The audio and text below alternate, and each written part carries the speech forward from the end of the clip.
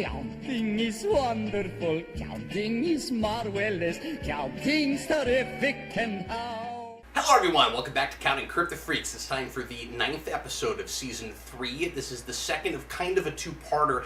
The last episode was Shattered, where Lex has seemed to have lost his mind, and at the end of that episode gets thrown into an insane asylum, and we find out that Lionel has actually drugged him so that nobody will believe him if he talks about the evidence he has about the death of Lionel's parents, which he intentionally caused when he was younger. And this episode is called Asylum, and these episodes, these one-word episode titles, are very often pretty descriptive and are exactly what you expect them to be, except for the occasional weird one like Hug, which has nothing to do with a hug and should have been called Handshake. This one actually does take place in an asylum and is about crazy people in an asylum, and about Lex, who is not really crazy, or is he? Is there a little bit of insanity there, given the island stuff and all of that? Let's find out. Let's talk about it.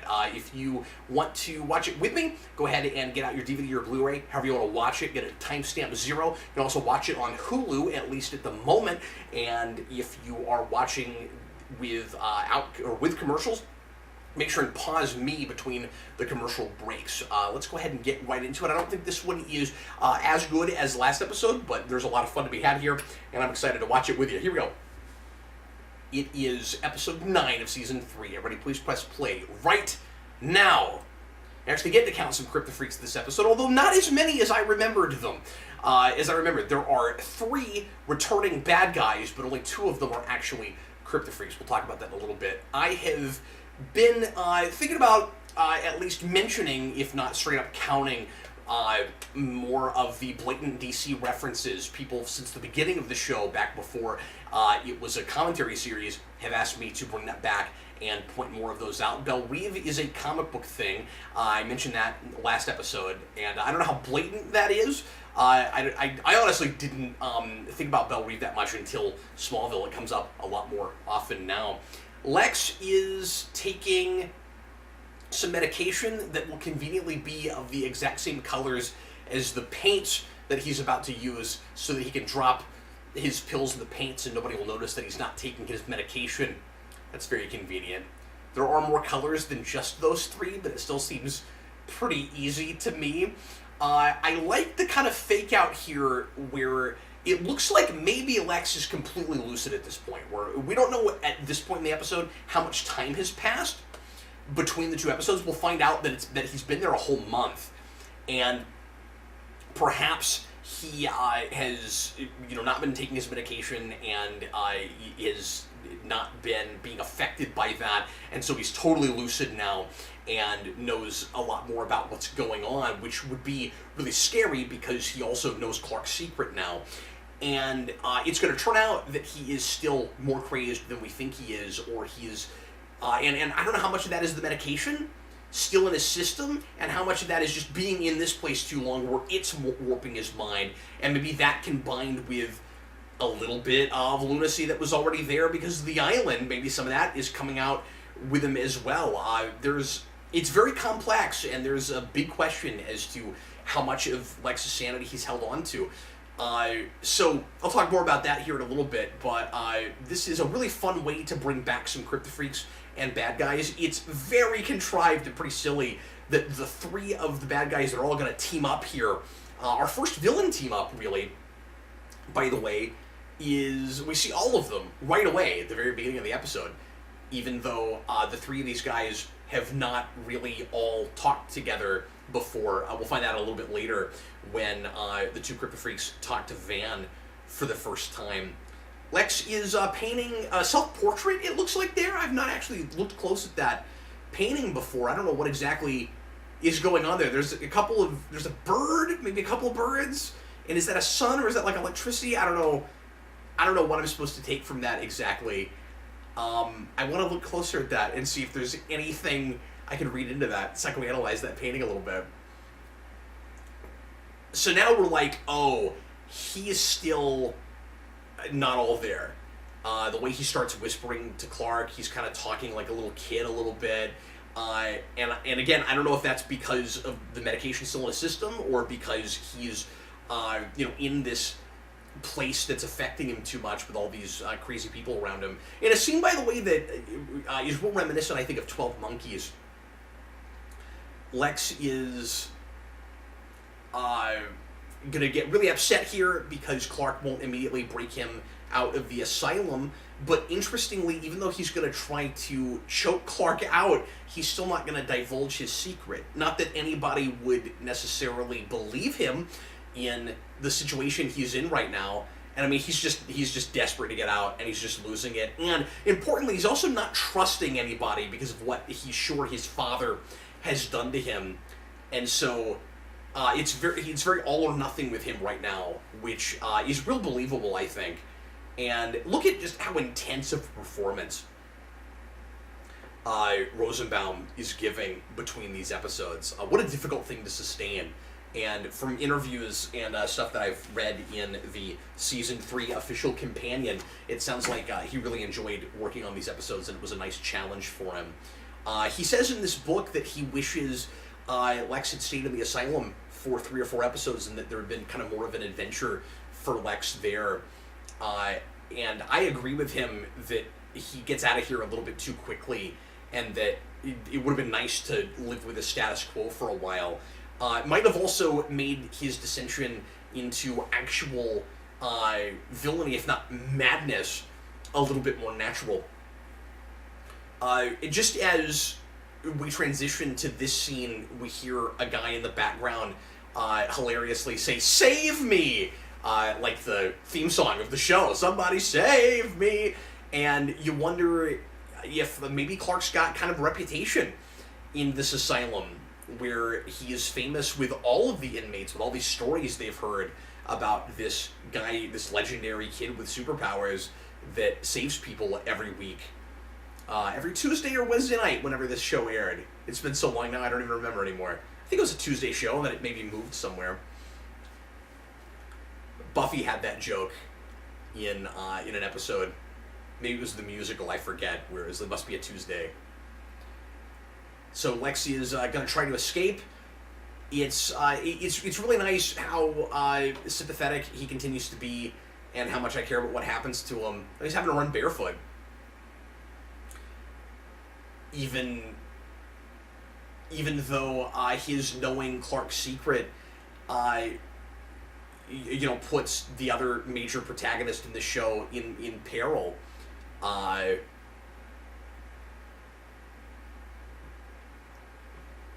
That's a bad day. Lex gets both electrocuted and he's grabbing barbed wire all at the same time. Ooh, that's rough. Nice makeup work on the hand there. Also looks like Lex maybe should have broken his leg, although I'm going to make a couple of I'm going to mention a couple things from last episode that I actually got wrong. A couple of amendments here. Lana actually does break her leg. I had forgotten about that. I'm just used to people in the show going to the hospital and getting up and being fine at the end of the episode. I know she's still there at the end of that, but I figured that next episode we just wouldn't even talk about what injury she had. Somebody says, "Oh, she almost died," and maybe it was Lana who said that, and usually that's about as vague as we are, or that's as specific as we are. We're usually pretty vague. And it turns out that she broke her leg in 4 places and is going through physical therapy. It's still not especially realistic about that. I think it would have taken her a lot longer to recover, even as much as she does here. Like, okay, so she's still limping at the end and using a cane. She should at least still be on crutches, if not worse. It's really funny. I've been going back through Breaking Bad lately with Brandon, who has never seen that show, and I've watched it a lot. I love that show. It's like my 4th time through it, and it's really funny. We're in season 4 right now, and watching where Hank is with his physical therapy, and then looking at Lana in this. I'm like, it's different situations, but it's still not especially realistic.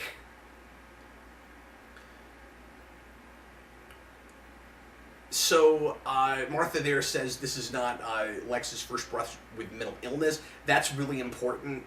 That this is a thing that he's been having to deal with, and that gives us that kind of ambiguity as to how much of this is really the drugs and how much of it is, really in his head. And certainly, Lionel is responsible for the majority of it, but there's always that question about just how sane he is and how sane you could be with the upbringing that he has and all of the trauma he's gone through since he came to Smallville. Everybody else seems to get through everything unscathed, though. That's one thing to keep in mind, is that Lana's gone through just as much as he has, and yeah, I don't like her, and she's pretty selfish and unsympathetic, but I don't blame all the trauma for that. I blame bad writing for that. She should need a lot of therapy, and seems to kind of get out unscathed, because Lex had a horrible childhood, and relatively the rest of these people had better childhoods. They seem to get through this okay. I really like the speech that Martha gives Clark here, although I feel like she's giving mixed signals to the audience a little bit through this, where she's kind of giving almost contradictory advice to Clark and Lana, where she tells Clark, like, I know you want to take care of Lana, who you wish you were dating and who you care about, but at the same time you have to take care of your heart also. But then when she talks to Lana later, we'll watch that scene and see if I still feel the same way about it. As we watch it together, she's also telling Lana to take care of herself and to not necessarily worry too much about Clark too.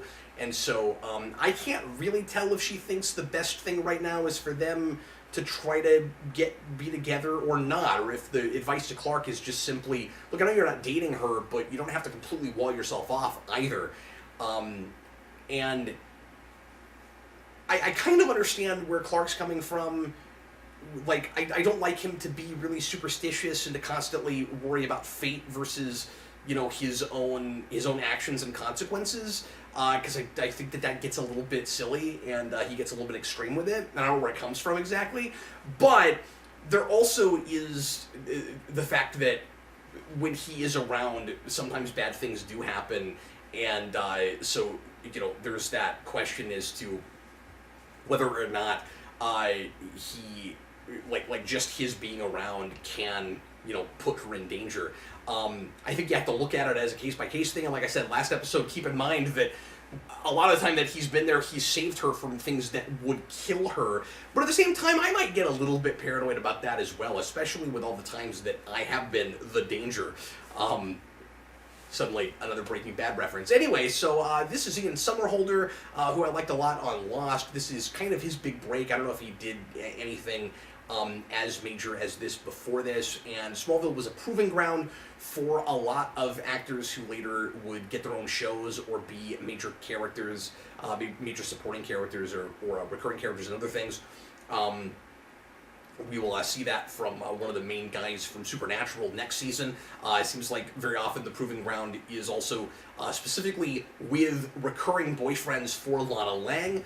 This is going to be one of the not so interesting ones.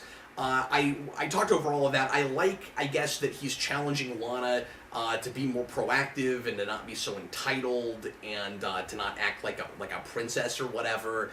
I also feel like she should be at a place in her character arc, if we could even call it that, because we keep regressing her and the show doesn't know what to do with her, and I've said that 1,000 times, that, like, after Power Ranger Lana and all of that, I kind of feel like she should be more her own person right now, and she's got every reason, I think, to push through this and not be so, complacent and lackadaisical about it.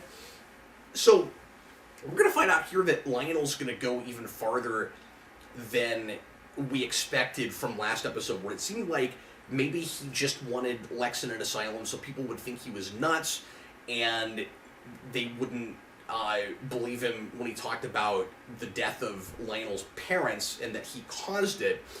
Here we find out that it was even more of an elaborate plan than that. See, the first time I saw this, I thought maybe the idea was Lionel would, while he had Lex indisposed here, go try to find that evidence and dispose of it.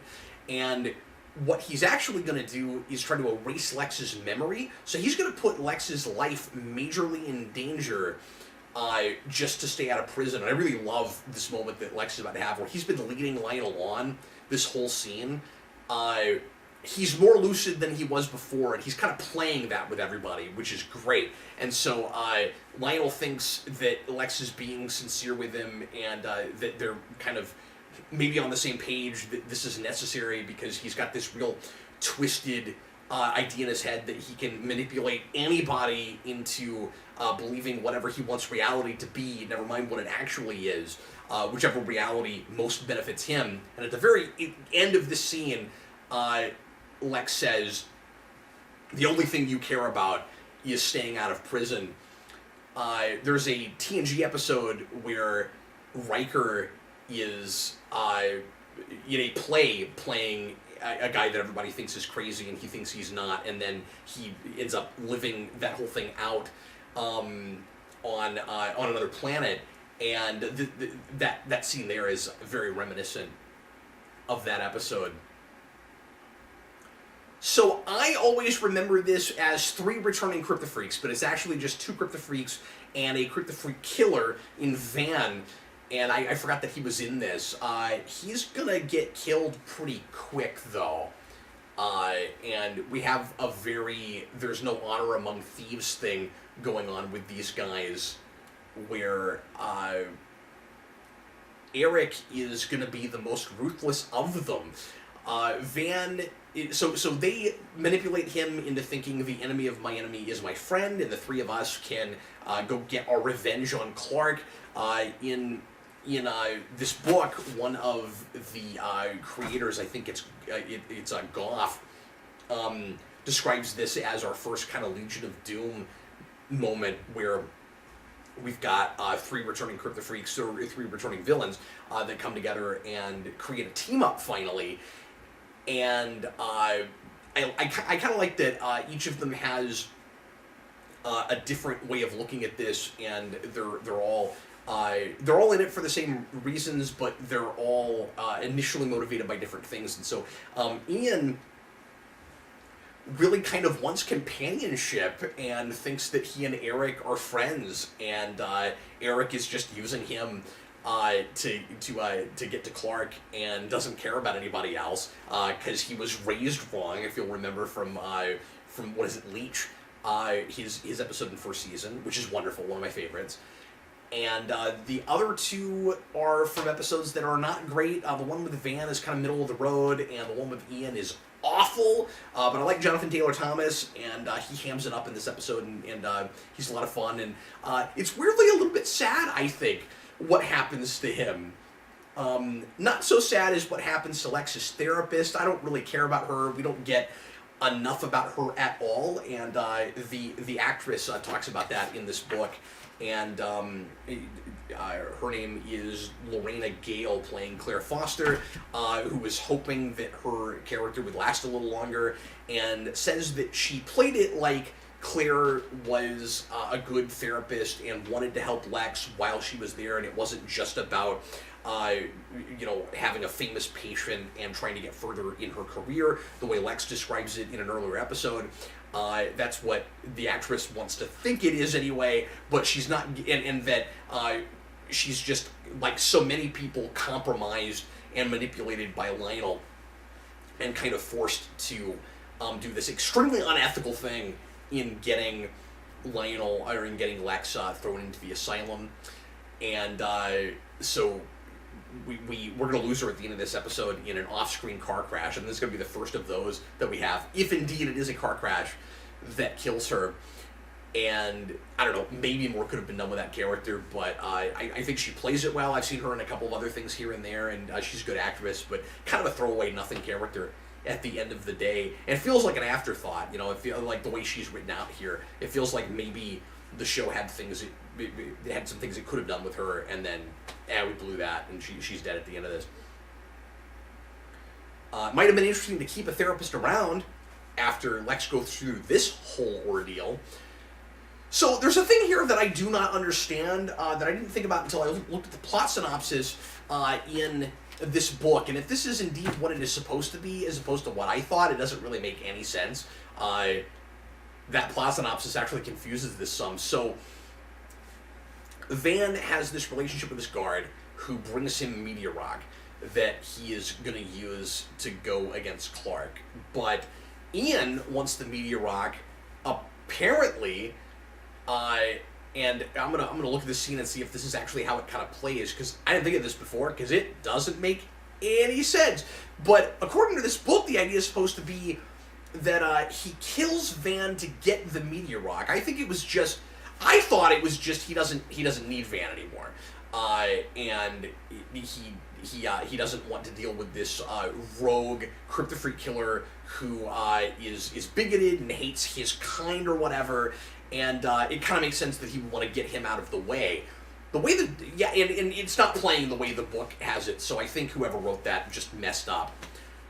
It suggests that Ian kills Van for the Meteor Rock so that he can use the Meteor Rock to use his power. But he played in his episode as the kind of Kryptofreak that doesn't need, and most of them don't, if any, that doesn't actually need to be around Kryptonite to make his power work. He was just initially affected by it and turned into a Kryptofreak. He doesn't need the Meteor Rock to do that, right? So yeah, look at that scene again. It does not play that way at all. I don't think that's what's actually going on.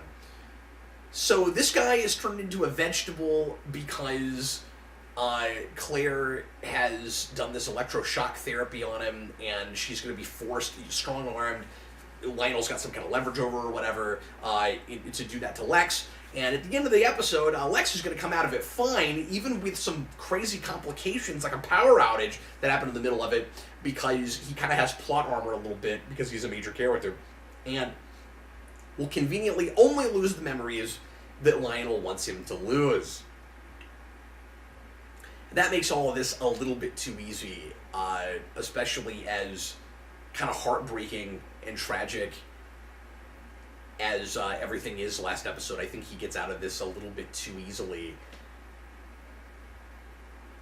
And a lot of that, of course, is just so that he won't remember what Clark's able to do. Although, it plays really ambiguously about that, and then the episode at the end with a speech from Clark basically comes right out and says, nope, Lex doesn't remember anything. But the way Rosenbaum will play it at the end, and we'll talk about that when we get there, it watches a lot more like we're supposed to wonder how much Lex actually remembers about this ordeal. And I think it would have been really cool if he just kept it in his back pocket, and when he finally reveals all the way in season 7 that he knows about Clark's powers, he's been holding on to that the whole time. I think it would have been really cool if we'd gone that way and just wondered the whole time what exactly he knows. We've been doing that with Lionel. Well, we're also extremely inconsistent about it with Lionel, and there will be more episodes where I'll want to talk about that down the road, about how much he knows about Clark, specifically about his powers and how Meteor Rock works and all of that.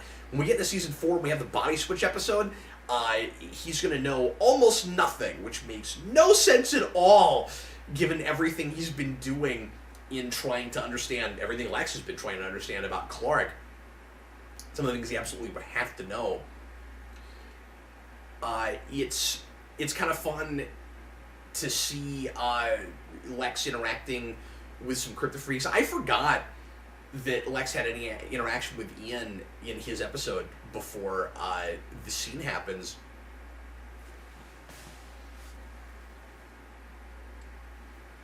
And so this is how Lex is going to find out that he is going to have to go through the electroshock therapy, which he's not going to be able to do anything about at all.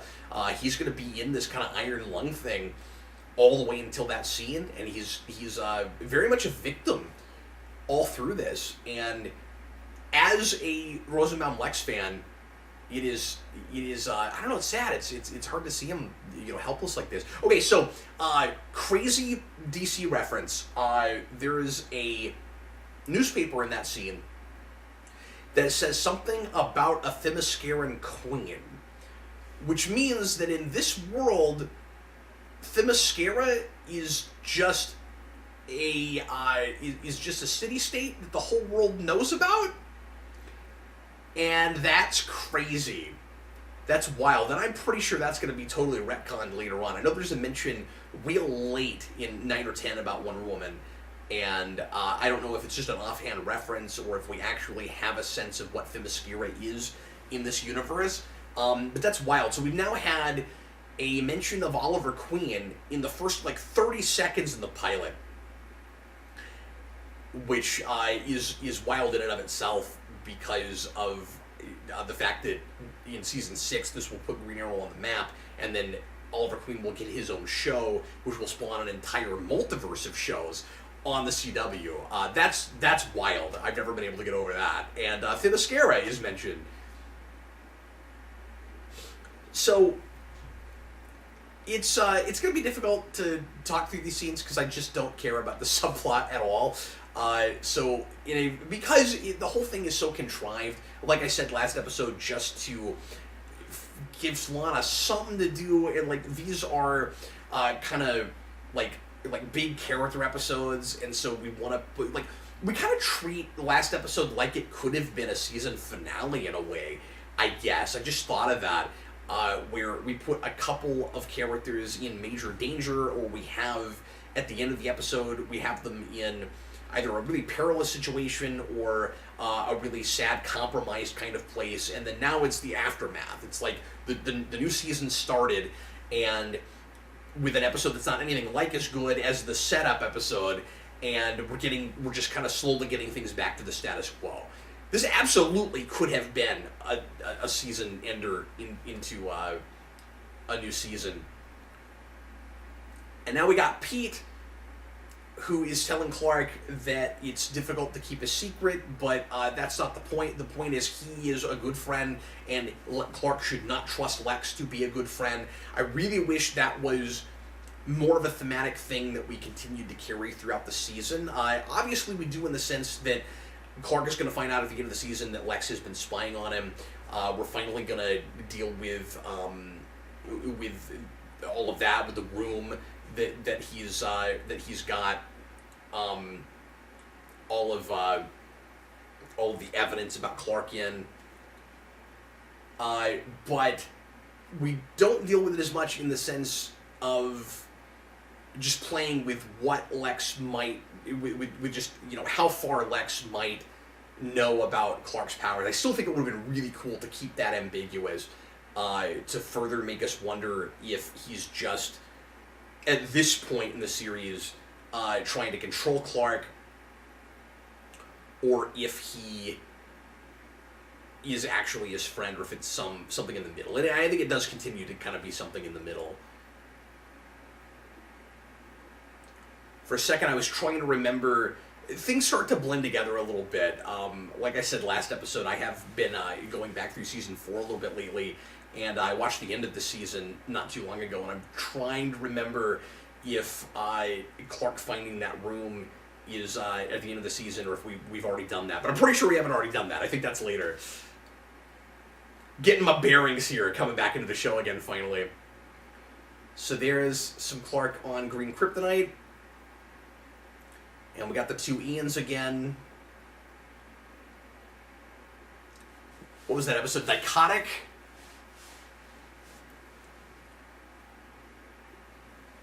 So this is just kind of your standard fun comic book revenge thing. I think we're walking a line here, and I think we're doing it decently well, between taking mental illness seriously and having some fun in a crazy, insane asylum. And considering this show gets cheesy and over the top and is Freak of the Week and gets really formulaic, it's difficult to decide where exactly you want that line. Because if you get too serious with it, it gets difficult to ever do those kinds of episodes again. And I mean, obviously, I would love to get to a point of no return with that, where the show just sobers up a little bit and gets a little bit more serious and a little bit more believable. But if it's gonna go to those cheeseball places again, you don't want it to be completely two totally different shows.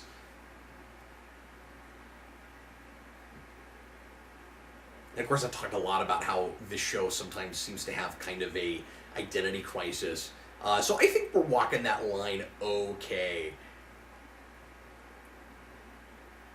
On the other hand, I wish we could have maybe maintained that kind of twisted and tragic tone from last episode, and maybe stayed away from the Kryptofreak thing. But I'm of two minds about it, because I like, again, using the Asylum as an excuse to do that, and it's a little bit more clever than the show sometimes is, where it's like, yeah, where do these people go when Clark takes them in? Oh, here, okay, that's fun. But it would have been more interesting if this had just been, like Rosenbaum said, the status quo for a while.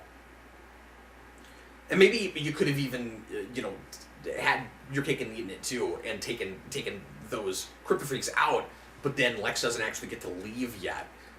If it was more what I initially thought it was going to be, where Lionel's just looking for the evidence and getting rid of it, as opposed to trying to get rid of Lex's memories. And immediately that telegraphs how we're going to get out of the Lex knows Clark's secret situation.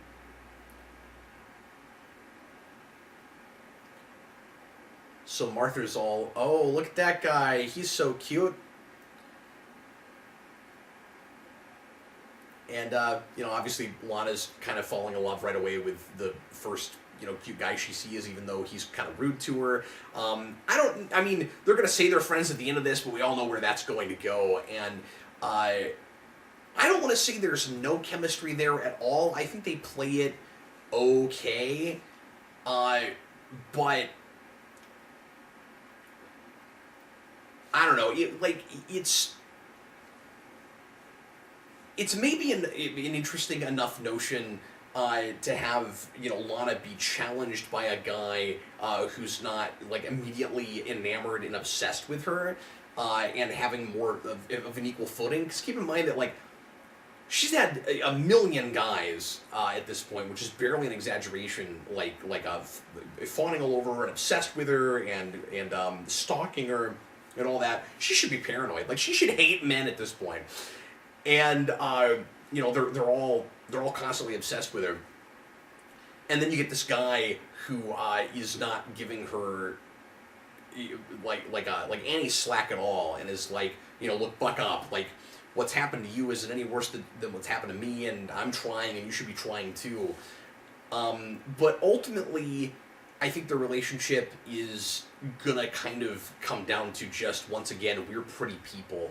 And so it's an okay starting place, but just knowing where that all goes, I don't really care. So that guy, who the mute guy who says nothing, who's putting Lex through this ordeal, the scientist guy or whatever, Lionel comes in and he's like, he doesn't want your money, Lex. And I'm like, well, I'm assuming the only reason he's doing this is because Lionel's paying him a obscene amount of money. I'm sure that's going on. That was a weird crossfade transition. Our two protagonists are both lying down and in a precarious situation, one being electrocuted or about to be electrocuted, and the other one with kryptonite, and so we do a parallel thing where we crossfade between them. I don't know, something about that is oddly kind of cheesy to me. Oh, and I guess they're actually both going to get electrocuted, too. Okay. I don't think there's anything really interesting, there's any interesting thematic thing there. It's just both of our protagonists are in a similar situation right now. And they're both going to lose. One of them, for a minute anyway, one of them is going to lose his powers, and the other one is going to at least eventually lose his memory. I guess it is fun that both things are physically directly connected. So, it's a really similar situation, but it's also because Clark gets electrocuted that the power goes out. Okay, so was that thing just made out of aluminum? Clark lost his powers, he gets thrown and dropped on a generator or whatever that was, and it crushes it like he is really heavy or indestructible because he's Superman. But I think if a regular person hit that, and he's now a regular person, it wouldn't crush it like that, right? And if it did, he especially should have broken a whole bunch of bones. So, like, yeah, I guess I'm supposed to applaud it because it remembered that Lana broke her leg in 4 places last episode. And she's having to go through physical therapy now. But then Clark is going to sustain no injuries from that whatsoever. I mean, I guess when he gets his powers back, it doesn't matter, because presumably he would heal right away, I guess. Like, he looks like he's in bad shape here, but I don't think he's, like, unable to walk or whatever. Yeah, look, that's not that impressive, Eric, because Clark just fell on top of a big metal thing and crushed it to him with no powers. So this only counts as one time of Clark being affected by green kryptonite, because of course Eric's not Clark, so we see, you know, that whole thing happen twice, but it's with 2 different characters. And now Lex is being electrocuted when they didn't expect the power to come back on, and not being ready for this, you'd think that this could cause some kind of complications, you know, how much of a charge is it when the power comes back on? Is it as controlled? Yeah, he says the way the equipment is working, like, they can't be sure that it's as controlled as they want it to be, and he's going to come out of this exactly the way Lionel wants him to come out of it. That's pretty easy. That's pretty convenient. So Eric got to have Clark's powers for all of, like, 10 seconds. And now we're down at the end of this to just one Kryptofreak, because, like I said, Eric is absolutely cold and ruthless. And I blame his father. You know, I blame the parents, certainly. Once again, like I talked about with his episode in For Season Leech, he is the opposite Clark in every way. He's basically a mirror for Clark, where he's raised wrong, and his dad doesn't give him the right values and doesn't really care about him and just uses him, and he basically becomes the kid from Chronicle. And he's really far gone now, after spending this time in this asylum. Not that he's, like, insane the way Lex looks. Man, that's just horrifying and a very impressive performance from Rosenbaum there.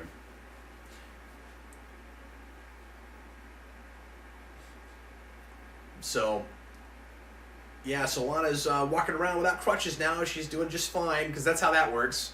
Break your leg in 4 places, and in 4 weeks you're up and about, no problem. And we're going to throw her a cane at the end, just to make it seem like there's still some residual, still a little bit of consequences there. Okay.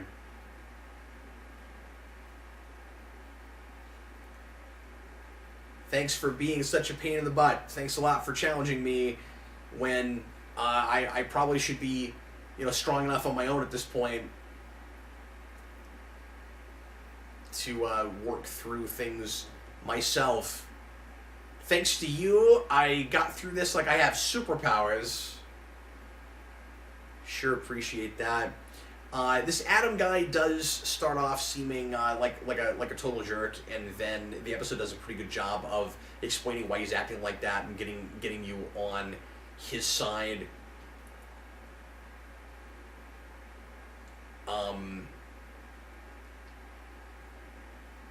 It's kind of a weird line when he says, "I don't want to be rebound boy." I can't imagine ever saying that in any situation. Even if I was in that situation, I just wouldn't put those words together. It would be so nice if we didn't just treat Lana as relationship girl. You know, if he's rebound boy, she's relationship girl, where it's always about the love triangles, it's always about who's she dating right now. The show just, and I've talked about this before, it just has this, like, creepy obsession with Kristen Couric as the hottest girl who ever lived ever, and cannot get past it. And, you know, it struggles to find things for her to do, but part of that is because it has a hard time not looking at her as anything but a love interest. And that's why a lot of the things that it does have her do that are apart from that are sometimes shallow and sometimes not very long-lived. And now Lex is back to his old self.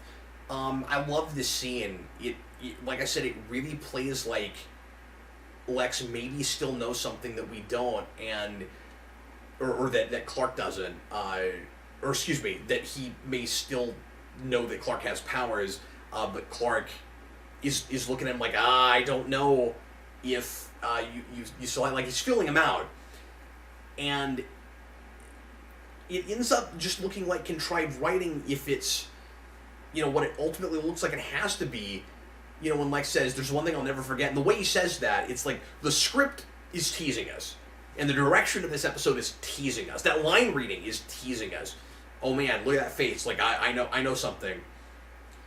And it looks like maybe Lex is feeling him out, and then Lex just says how important your friendship is to me, and like maybe he's looking at him, maybe even through the hug, he's hoping to get a sense from Clark, or hoping that like Clark will like come out and say something, and he doesn't, and then ultimately it's gonna feel like, okay, so that scene was just designed to make the audience, to give some forced tension, make the audience think that maybe Lex still knows something. And then Clark is convinced that Lex doesn't know. And I wouldn't be. I would still be wondering about that, because that's how Lex operates. He never tells everybody everything. And Clark cannot be naive enough at this point to think that Lex is always telling him the whole truth.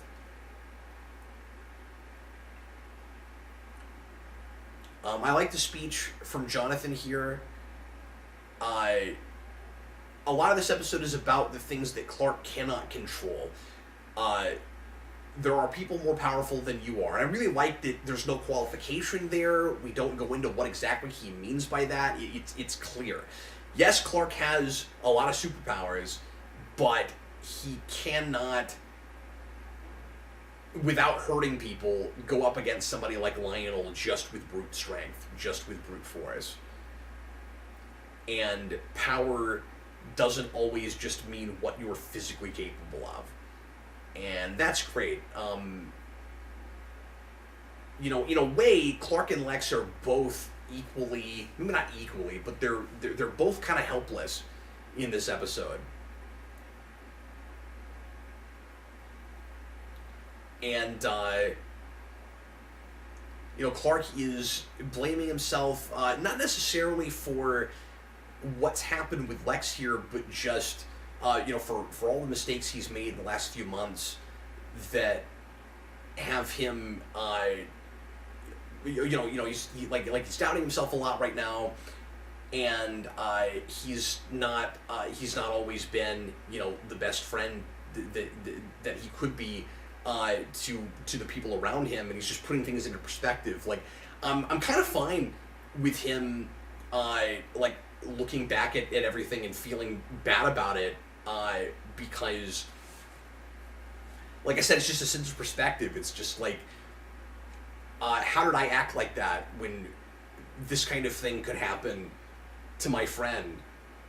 And we're playing with that idea from Superman 1 when Clark's dad has a heart attack, of just the things that Clark cannot prevent and cannot help.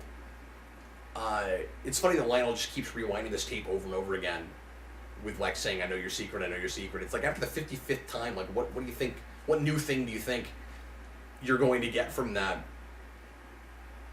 And again, just with all of these clues and evidence that Lionel has, I do not understand by season 4 that he doesn't know a lot more than he does. But we'll get there. This is going to be a real broody kind of emo scene. A lot of just slow motion walking at the end of the scene. Where, again, I don't have a lot of interesting things to say about this. Clark is, obviously torn and upset because of the decision he made to stay away from Lana. He's blaming himself for the horse trampling her, which I think is ridiculous. That could have happened to whoever he would have brought there, and he needed somebody to help him there. And I guess the show's trying to play it as a bunch of things that have compounded on top of each other, where it's not just that one instance, it's that he keeps putting Alana in danger. But again, he's also saved her as many times.